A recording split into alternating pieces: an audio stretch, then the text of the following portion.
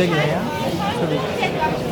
তো এখানে আমরা দেখতে পাচ্ছি soil sensor, যার মাধ্যমে আমরা মাটির আর্দ্রতা নির্ণয় করতে পারবো এবং পাম্প রয়েছে, মানে মাটির আর্দ্রতা যদি আমাদের 30% নিচে আসে তাহলে আমাদের সেই পাম্পটা হচ্ছে অটোমেটিকলি অন হয়ে যায়। যে আপনারা দেখতে পাচ্ছেন 5% এই জন্য পাম্পটা অন হয়ে গেছে।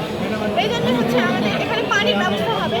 আর যদি মাটির আর্দ্রতা হচ্ছে 30% উপরে থাকে তাহলে আমাদের পাম্পটা অটোমেটিকলি অফ হয়ে যাবে, মানে কোনো পানির কোনো দরকার নেই।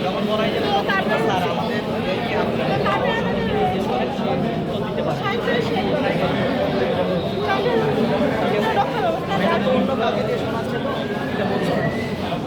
এখানে হচ্ছে আমাদের রয়েছে রেড সিগন্যাল আর হচ্ছে মোশন সেন্সর। এখানে ধরেন আপনার যদি কোনো পশু পাখি থাকে জেলা পর্যায়ে অংশগ্রহণ করবে আমাদের দল, সেক্ষেত্রে মূলত উপস্থাপন করবে শিক্ষার্থীরা। সাইকেলের যেহেতু আমার দুজন শিক্ষকরা এর সাথে জড়িত, শিক্ষকরা